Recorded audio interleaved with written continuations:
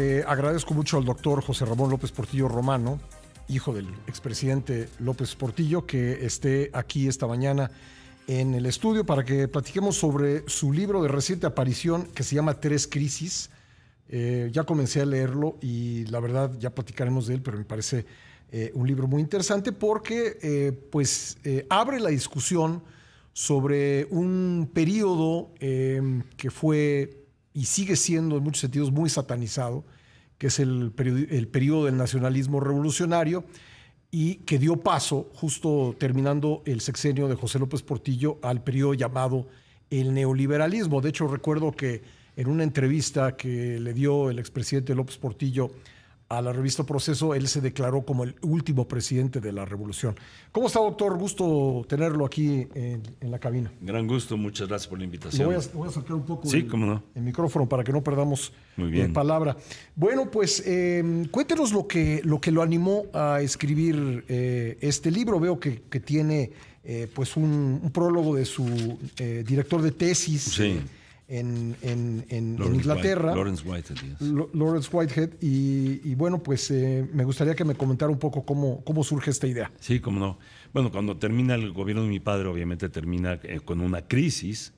Y yo me invita Miguel de la Madrid, entonces ya presidente, a ser su representante permanente, es decir, embajador de México en Naciones Unidas en Roma, la FAO, etc.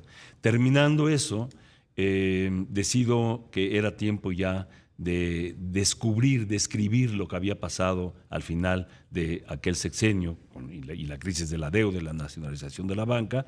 Me invitan a Oxford. Lawrence Whitehead es mi supervisor, escribo una tesis y al hacerlo tuve acceso a los expedientes privados, a los archivos privados de expresidentes, de secretarios de Estado, de asesores y hasta los de la URSS, por lo que leí. Y de consultar a Luis Echeverría, López Portillo, Miguel de la Madrid, obviamente también con otros expresidentes, y ahora recientemente se han abierto muchos archivos tanto en Estados Unidos como en la URSS, y también eso los consulté.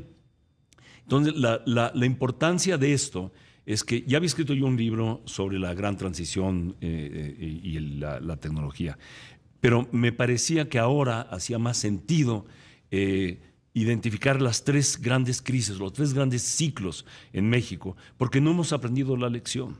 A lo largo de ellos, por no estudiar, por simplemente inventar narrativas falsas, no hemos entendido el enorme y complejo proceso de toma de decisiones. Déjeme hacer un spoiler de su libro. Sí. Usted dice que vamos a otra crisis. Sí, exactamente. Entonces, esa es la razón por la cual yo escribo esto también.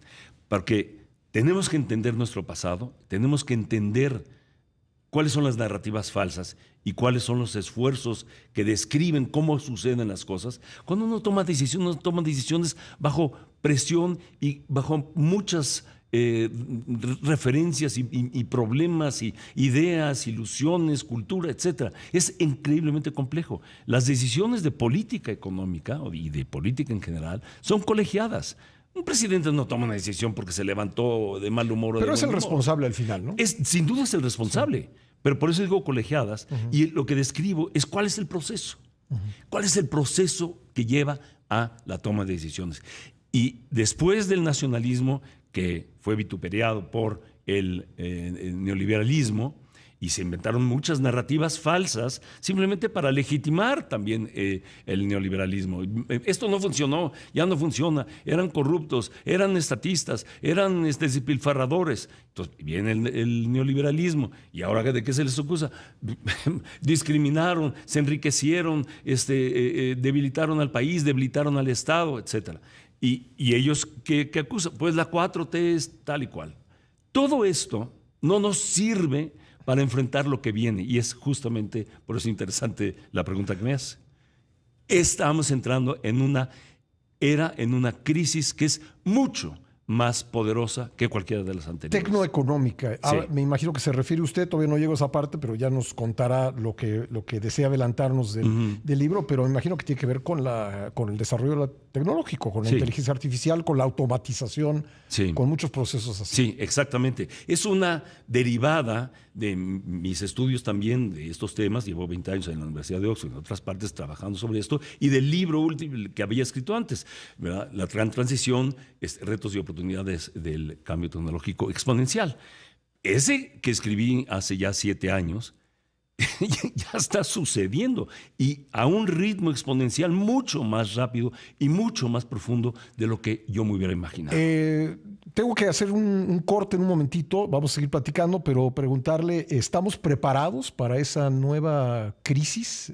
Es una excelente pregunta, pero es exactamente el meollo del libro. Y lo que pruebo en el libro es que no estamos preparados y no estamos haciendo mucho para prepararnos. Bueno, estamos de vuelta en la primera emisión platicando con el doctor José Ramón López Portillo Romano sobre su libro Tres Crisis. ¿Fue preciso su padre cuando se describió a sí mismo como el último presidente de la revolución? Yo creo que sí lo fue, porque él había concluido de manera dramática un periodo de rectoría del Estado, de economía mixta y de mexicanización. Esas tres grandes fuerzas ideológicas habían justificado, legitimado la acción del Estado. Un Estado participativo, un Estado interventor, pero un Estado también guía y de apoyo y protección al sector privado. Eso había terminado y nació, pero de manera arrítmica, la idea del neoliberalismo. Durante el periodo de Miguel de la Madrid, prácticamente la política fue monetarista, lo que se diría monetarista o ortodoxa o clásica, buscó volver al desarrollo estabilizador, pero no lo logró. Hubo una crisis tras otra. Esa política de antaño que se transportó entonces no dio resultados, no controló la deuda. Fue hasta el final, con el apoyo y la dirección de las fuerzas externas, de Plan Brady y otros, que nace el neoliberalismo como una fuerza ideológica. Como siempre lo hacemos, justificamos y explicamos a posteriori las acciones que tuvimos. El neoliberalismo nace con Miguel de la Madrid, lo encarna Carlos Salinas con su liberalismo social, y luego se establece como un régimen en el mundo, el fin de la historia de Fukuyama, pero entra en crisis, primero en 94 en México, luego en 2008,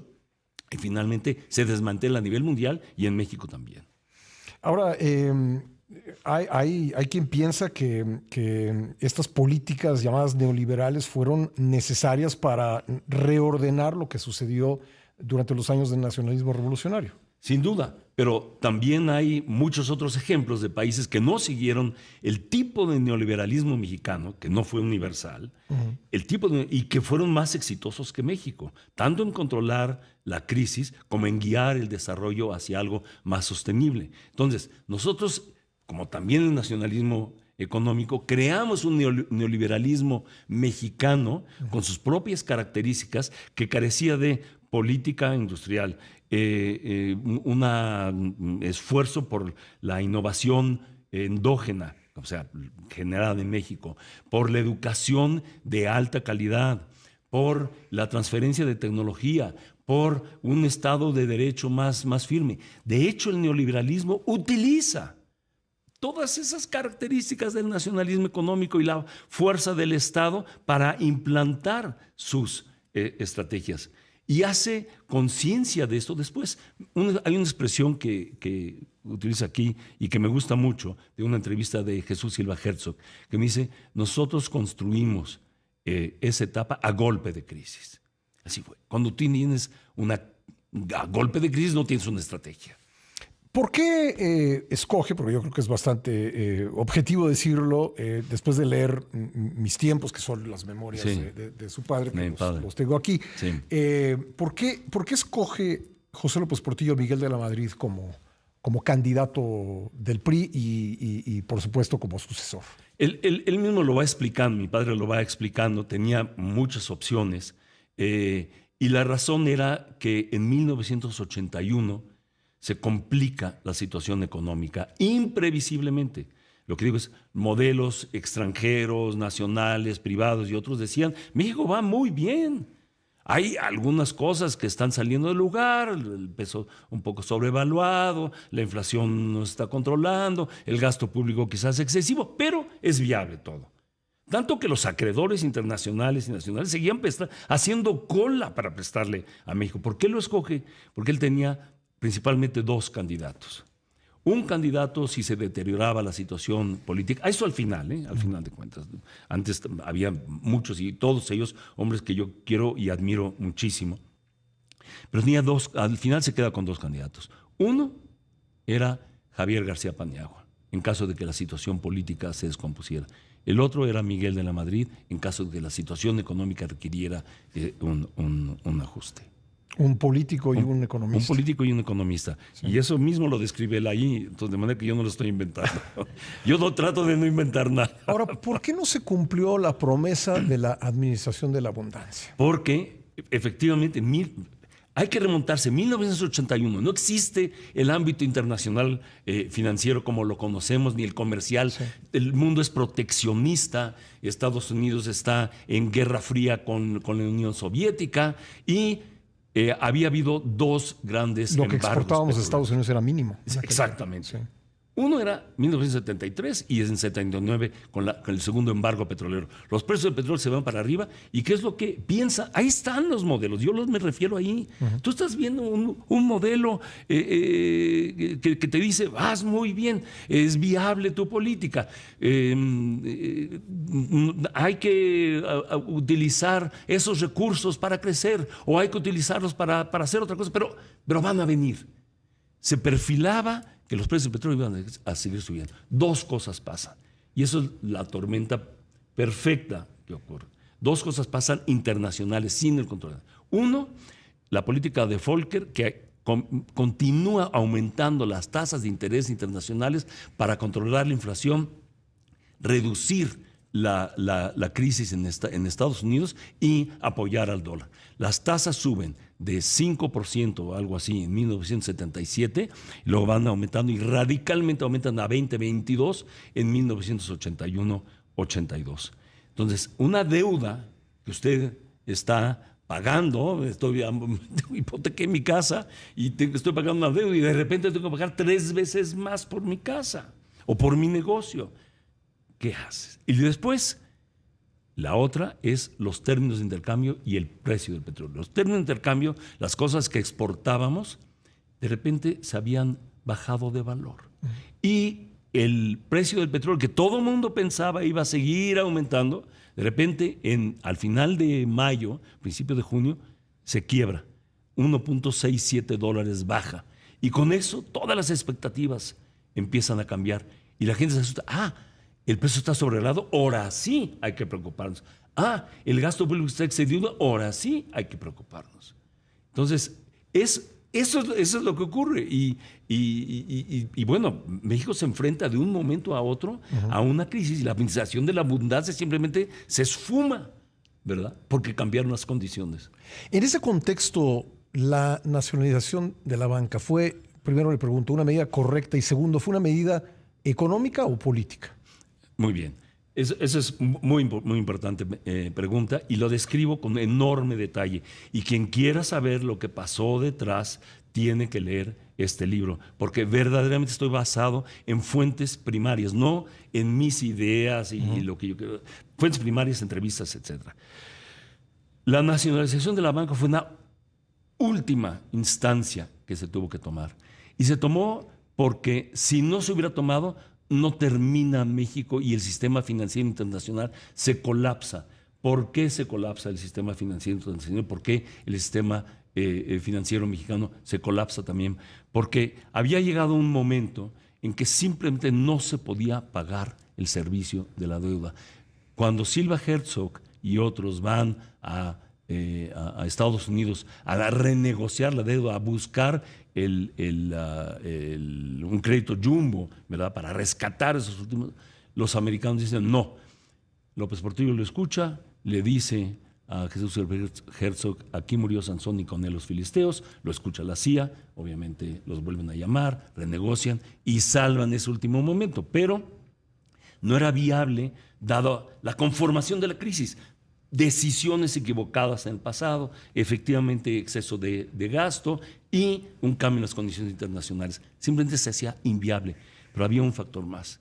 La deuda privada había crecido 5 veces en ese gobierno. ¿Y quién la iba a apoyar?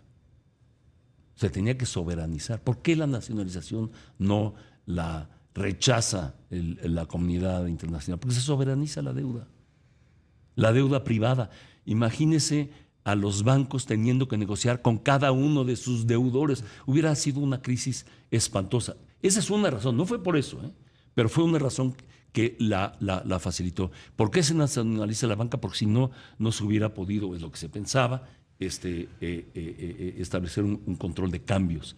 No había recursos. ¿Cómo controlas lo último que tienes? Pues lo controlas teniendo las pocas divisas que te llegan de ti, por lo menos esas las vas a dedicar a algo productivo, no a la especulación.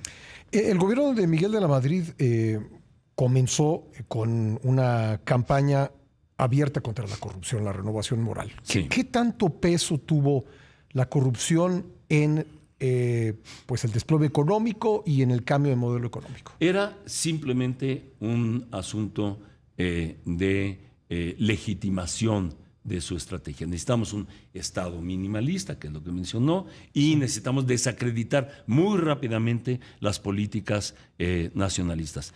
Yo le pregunté a Miguel de la Madrid, porque tuve acceso a su archivo privado completo y también a varias entrevistas. Yo le pregunté a Miguel de la Madrid firmemente, ante todos estos clamores sobre corrupción, usted tenía que haber investigado. ¿Lo hizo? Sí. ¿Qué resultó de eso? Nada. Lo que hice, lo hice. Actuó efectivamente contra algunos funcionarios. Pero le dije, contra López Portillo, ¿usted hizo su investigación? Sí. Eso lo hace corresponsable, simplemente. Yo le voy a decir que la corrupción no representó, en el caso de mi padre, un factor importante. Y ahí está, ¿dónde están las casas? ¿Dónde están las cuentas? No hay nada. Investigaron durante años, no hay nada. Pero ese no era el punto. El punto era la narrativa simplista y falsa. Y muchos historiadores, y me apena que hayan sido ingenuos, simplemente se fueron con la finta. Y no entendieron que mucho de esto era parte para legitimar un nuevo proceso. Y es perfectamente legítimo, es lo que hacen todos los gobiernos, legitimarse contrastando con los anteriores. Y así se hizo. ¿Son malos y buenos? No, somos pragmáticos, tenemos que sobrevivir, tenemos que actuar. Ahora, con base en su libro, ¿tuvo algún aspecto positivo el neoliberalismo posterior? Sin duda, el neoliberalismo no solamente estabiliza la situación macroeconómica, sino que la ancla a través del TLC a mantener una disciplina. Se triplicó el Producto Interno Bruto. Bueno, el crecimiento económico no fue tan bueno. O sea, para ponerlo en perspectiva, el nacionalismo económico que comprendieron 30 y tantos años creció al 6.5% promedio, con 3.7% de PIB per cápita real. O sea, aumentaba anualmente con una población que crecía mucho más. Durante el neoliberalismo, el crecimiento fue 3 veces menor, del 2%, y luego en los últimos periodos de Fox y Calderón y Peña Nieto fue de 1 punto y algo. Y en los últimos 7 años, 1%. Y en los últimos 7 años, 1%, si acaso, 1%. Y va para abajo. Sí. Entonces, no se puede mantener un país así. El neoliberalismo hizo mucho, abrió a México al mundo, lo estabilizó y le dio al peso cierta estabilidad, salvo 1994, que podemos comentar, en donde se nacionalizó el endeudamiento. No se nacionalizó la banca, pero se nacionalizó el endeudamiento. Y con ello se salvó a la banca privada, mexicana y extranjera. Bueno, pero el neoliberalismo sin duda tiene y tuvo muchísimas ventajas. Yo las describo allí. ¿Nos fue impuesto o lo aceptamos alegremente? No, nada. Esa es otra cosa también que el libro presenta, y yo creo que de manera evidencial, que estas cosas no ocurrieron por estrategia, ocurrieron por circunstancia, por dinámicas incontroladas, imprevisibles, y por eso Mi preocupación es hacia dónde vamos ahora. No podemos hacer lo mismo. Tenemos que estudiar el pasado con rigor para formular el futuro con seguridad. Y lamentablemente no lo estamos haciendo. Y vamos a caer otra vez en otra crisis, vamos a responder sin estrategia. Me gustaría que entráramos en profundidad en esto en el siguiente bloque, porque tendría que hacer una nueva pausa para seguir conversando, pero le pregunto para cerrar esta parte de la conversación, ¿existe ese nuevo modelo que llama el actual gobierno y el anterior el humanismo mexicano? Es decir, ¿es un modelo económico propio, con bases? ¿Cómo lo describiría usted? Obviamente es una respuesta a las fallas del neoliberalismo y antes del nacionalismo, a los cuales no podemos regresar. Es una forma de legitimar la estrategia actual seguida, pero no contiene, yo creo, los elementos para permitirle a México enfrentar esta nueva era, la era tecnoeconómica. Bueno, me gustaría que entráramos entonces en lo que usted prevé que puede ocurrir en los próximos años. Estamos hablando no solo de un cambio de modelo económico, de la reaparición del proteccionismo a nivel internacional, sino de fenómenos que se exacerban en el caso de México, como es el crimen organizado, de fenómenos que no sabemos dónde van a parar, como es el desarrollo tecnológico, la inteligencia artificial, la automatización. Si me permite, volvemos enseguida para tocar ese punto. Claro. Conversando esta mañana con el doctor José Ramón López Portillo Romano sobre su libro Tres Crisis. Entramos entonces en el tercer ciclo económico, el ciclo post-neoliberal. Que me dice usted, pues es una respuesta al neoliberalismo y al nacionalismo revolucionario. Y me adelantaba al principio de nuestra conversación que no estamos preparados para la crisis que viene. Sí. ¿Cómo pinta esa crisis? ¿Por dónde nos llegará? En primer lugar, debo decir, la 4T no está en crisis. La 4T sigue en pie y está legitimada, pero está envuelta en una crisis que es global y que va a afectar a México en los próximos años, no en 10 años, en los próximos años. ¿En qué consiste? En que el cambio tecnológico ha sido tan radical que ha distorsionado prácticamente todas aquellas referencias que antes pensábamos eran ciertas, ¿verdad? La globalización, la democratización, etcétera. ¿Qué es lo que está pasando? Estamos desglobalizando, desdemocratizando, desmaterializando, desintermediando, carbonizando, en fin, están ocurriendo una serie de fenómenos que no estaban previstos y que van a alterar las condiciones de competitividad y de ventajas comparativas de México. Es decir, el salario bajo no va a representar una ventaja, el acceso a materiales sí, porque se va a automatizar la producción. Se va a automatizar la producción, sí. Y no nada más la producción física, sino sobre todo la intelectual. La intelectual con la inteligencia artificial. El cuello blanco va a quedar superado. Ahora, cuando hablamos de crisis en México, inmediatamente nos surge la imagen de la pobreza, ¿no? Sí. ¿Esta crisis va a generar pobreza? No necesariamente. Depende, por eso digo y por eso insisto tanto en que todo depende de lo que hagamos. Necesitamos una nueva gobernanza, sí. Algo adaptativa a este cambio, responsivo a este cambio, con anclas muy firmes en el Estado de Derecho, en una política industrial, en educación de alto talento, sí. En innovación endógena, en transferencia de tecnología, etcétera. Todo lo cual no estamos haciendo. Todo lo cual no estamos haciendo. ¿Es sostenible el modelo de distribuir sin incrementar los ingresos del Estado? Sin que el país crezca. Yo no veo la forma en que esto pueda ocurrir. Es decir, el Estado tiene que distribuir, que tiene que hacerse de recursos para poder distribuir. ¿Puede inducirlo? Sí, puede inducirlo. Pero ¿cómo vas a forzar que una economía que es improductiva se distribuya y genere los recursos para quienes son menos productivos aún? ¿A costa de qué? ¿De dónde vas a sacar los recursos? ¿Vendiendo qué cosa? ¿Haciendo qué cosa? No hay política industrial, no hay política industrial clara, ni una política económica que esté enfrentando estas variables que están transformando el mundo. Y no nomás en lo económico, sino en lo geopolítico también. Su padre fue candidato único a la presidencia hace 40 años. Sí. Estamos regresando a un modelo no democrático? No estamos regresando todavía a un modelo no democrático. Y espero que no regresemos al nacionalismo, y espero que no regresemos al neoliberalismo. Espero que forjemos una nueva gobernanza basada, sí, en una democracia fortalecida, en donde todos los actores puedan participar. Durante el nacionalismo económico, neoliberalismo, y ahora estamos impidiendo el diálogo. Prohibido. Hay varios canales, y esto no lo voy a mencionar, de la 4T que no me quieren entrevistar porque mi libro no es 4T. Bueno, no hay diálogo. El neoliberalismo también cayó a los nacionalistas. Los discriminó. Y ahora la 4T está cayendo. Ya la 4T está haciendo lo mismo con el no se puede, tenemos que dialogar porque no es una cuestión de prevalece el Estado, prevalece el mercado. A ver, en el arranque del gobierno de su padre se hizo una reforma electoral que regresó a la boleta al Partido Comunista, a la Unión Nacional Sinarquista como Partido Demócrata Mexicano, en fin, abrió espacios, se crearon los diputados plurinominales. Sí.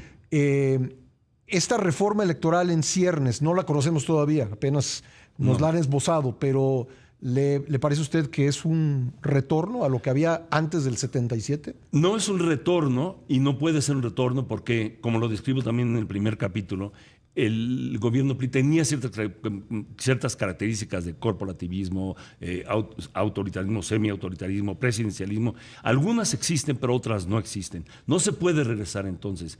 Y si no regresamos, si no construimos un país de instituciones, de Estado de Derecho y democrático, donde todos podamos hablar y donde se valga que todos expresemos nuestra opinión y nuestra preocupación, este país no va a tener opción para lo que viene. Si sí lo hacemos, podemos entrar a la etapa de mayor bienestar que ha tenido el país, en todos los órdenes, salud, etc. Pues si no lo hacemos, este país se quiebra en dos. Bueno, en un pedacito súper privilegiado y el resto permanentemente olvidado. Y también en dos regiones, ¿no? Y en dos regiones también. Es decir, verdaderamente estamos en un momento que no importa cuánto haga el Estado, cuánto puede hacer el Estado para redistribuir con 0.7% de crecimiento. No puedes. Tú puedes aumentar el ingreso básico y desde luego incorporar a millones de gentes. ¿Cómo lo mantienes en el largo plazo? ¿Cómo lo haces sostenible? Y sobre todo ante el ataque internacional de fuerzas que no controlamos, porque no las estamos generando, las podemos adaptar. Bueno, hemos hablado de temas sustantivos y ahora después del corte vamos a hablar también de un tema personal, sobre el que le han seguramente preguntado muchas veces, pero que es necesario hablar. ¿Qué significa en México ser hijo de un presidente de la República? ¿Qué significa? Usted llegó a vivir a Los Pinos a los 26 años. 22 años. A los 22 años llegó a vivir a Los Pinos. ¿Qué significa todo esto en la política, en la cultura política mexicana? Regresamos para concluir la entrevista con este tema. Su padre, José López Portillo, fue objeto de una gran denostación. No voy a decir si justa o injusta, no me toca a mí calificarlo, pero es un hecho, ¿no? Es un hecho. ¿Qué significó ese momento de 1982 para usted en lo personal? Sí. Obviamente fue muy duro y obviamente fue consecuencia de este accidente, digamos, que tuvo México y un modelo con circunstancias internacionales y nacionales y con la necesidad de cambiar el modelo. Fue efectivamente muy duro, pero él sabía a lo que nos íbamos a enfrentar. Antes de tomar la decisión de la nacionalización, bueno, más bien cuando la tomó, nos dijo: yo sé que esto va a cambiar para todos. Y así empiezo yo mi libro. Él sabía que iba a cambiar para el país, para la familia y personal. Ahora, él expresó una frase en una entrevista que lo marcó usted, el orgullo de mi nepotismo. Sí, efectivamente. Sí. Bueno, aquí tengo que decir una cosa. Yo había terminado mi carrera de economista antes de que él tomara posesión. Mi idea era irme a estudiar fuera. Pero López Portillo entra al poder cooptado más bien por grupos políticos que no eran de él. Él no traía un grupo cuando fue candidato. No tenía, como Mario Moya Palencia, que sí tenía toda una plataforma, ¿no? Y López Portillo no. Quizá esa fue una razón por la cual Echeverría lo escoge. En todo caso, entra así y no tiene a gente de confianza. En pláticas me dice, ¿sabes qué? Me sería mucho más útil si tú te quedas y me ayudas a ser mis ojos y mis oídos. Me hablas, me dices, va a ser una persona de confianza que yo necesito. Bueno, me quedé y... Eso tenía 22 años. Yo tenía 22 años, efectivamente, y participé en prácticamente todos los eventos importantes. Informaba a él, le fui leal, transformé el informe presidencial. ¿Qué tanto lo dejaba? Bueno, ahora me entero, por ejemplo, que usted escribió el prólogo de mis tiempos, ¿no? Sin firmarlo, ¿no? Sí. Sin firmarlo, sí. Porque en ese momento Miguel de la Madrid, entonces presidente, no quería que saliera el libro, le parecía que podía complicarle la existencia en un momento muy difícil. Y yo, como era representante del presidente en Roma, sí. pues no podía tampoco firmar esta semana. Entonces le dije a mi padre, ¿sabes qué? Te lo escribo, pero no lo firmo. Y así fue. Y para mí fue muy difícil, pero... ¿Pero le daba entrada a su padre? Me dio entrada. ¿A todo? Sí. Una de las cosas que hice, por ejemplo, a propósito de la corrupción, es que había 1000 pliegos de responsabilidades en el sexenio anterior. Yo, en serio, yo creía en lo que estaba haciendo. Y lo hice, yo creo, y aquí lo digo, con honestidad y con profundo esfuerzo de hacer el bien y de hacerle bien al país. Generamos 22,000 pliegos de responsabilidades, de 1000 a 22,000. ¿Qué implica esto? Que de repente dices, hay desvíos acá, hay corrupción acá. Seguramente esa subida nada más de ver es lo que generó también la idea, hay corrupción, pero era también investigación. Entonces, yo trabajé en muchas áreas, no voy a decir cuáles. Lo que sí quiero decir es que, respecto al orgullo del mi nepotismo, yo sé que mi padre lo dijo de buena fe, pero la práctica del nepotismo es una mala práctica. Igual que la del amiguismo. Esas prácticas tienen que erradicarse y tenemos que mudarnos hacia la transparencia. Eso es. En general, los hijos de los presidentes, expresidentes, tienen mala fama. Por supuesto que tenemos mala fama, salvo algunos, pero porque al final de cuentas estamos envueltos en una vorágine que no podemos controlar y de la cual no necesariamente somos beneficiados, ¿verdad?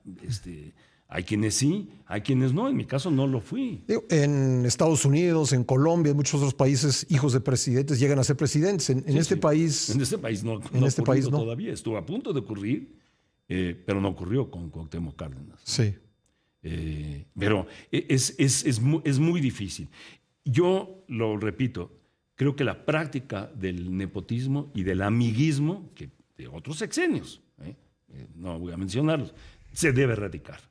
Y que debemos tender hacia un Estado de Derecho con enorme transparencia y con enorme participación social, es decir, más democrático.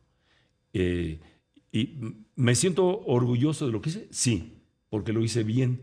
En verdad, me buscaron hasta donde se pudo, no encontraron absolutamente nada. No voy a decir quién lo hizo, pero me buscaron todo. No encontraron absolutamente nada. Y yo trabajé con humildad y con certidumbre. ¿Cuándo sintió usted que ya había pasado, digamos, ese mal ambiente? Digo, yo recuerdo, por ejemplo, de niño, de joven, cuando terminó el gobierno de su padre, había una obra de teatro que se llamaba Agarren a López Porpillo. Agarren a López Porpillo. Sí. Es decir, ¿eso cuándo terminó para usted? No, eso siguió. Mira, ¿todavía sigue? Claro que sigue. Sí. Y siguió justificándose 10 años después del término. Seguían achacándole a López Portillo el que no se hubiera podido sacar al país adelante. ¿En cuánto tiempo se recuperó Alemania de una destrucción total? En 10 años. Japón.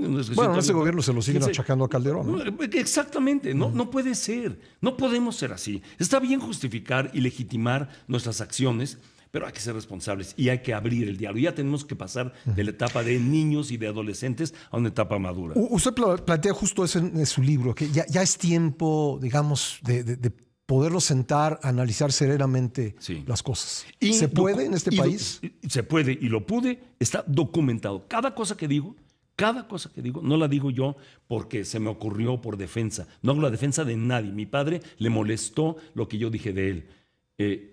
yo lo que digo lo respaldo con documentos, con entrevistas, con la gente que estuvo allí. A lo que me refiero es si podemos en este país tener una discusión así. Si podemos regresar serenamente sobre el nacionalismo revolucionario, sobre el neoliberalismo. No lo hemos tenido. Ese es el problema. Y entonces nos hemos enfrentado a crisis, por no aprender las lecciones pasadas, a crisis que de repente sacrifican a la población entera porque no entendemos qué es lo que está pasando. Afuera y adentro del país. No lo hemos tenido. ¿Dónde están sentados aquí los nacionalistas, los neoliberales, los de la 4T, dialogando? Y diciendo, señores, pues sí, yo me equivoqué en esto y yo acerté en tal otro. Y no es una disputa entre el Estado y el mercado, sino necesitamos una nueva gobernanza con Estado, mercado, academia y sociedad civil. Tenemos que platicar, construir algo nuevo y no tenemos tiempo para hacerlo. Esa es mi enorme preocupación. Pues ahí está, 3 crisis, nacionalismo, neoliberalismo y era tecnoeconómica, el libro de José Ramón López Portillo Romano. Ya lo empecé y pues me está interesando. La verdad, quiero terminarlo y Gracias. que ojalá podamos tener posteriormente otra discusión. Cuantas veces sea posible. Otra discusión. Pues muchas gracias, doctor. Muchas gracias. Gracias. Son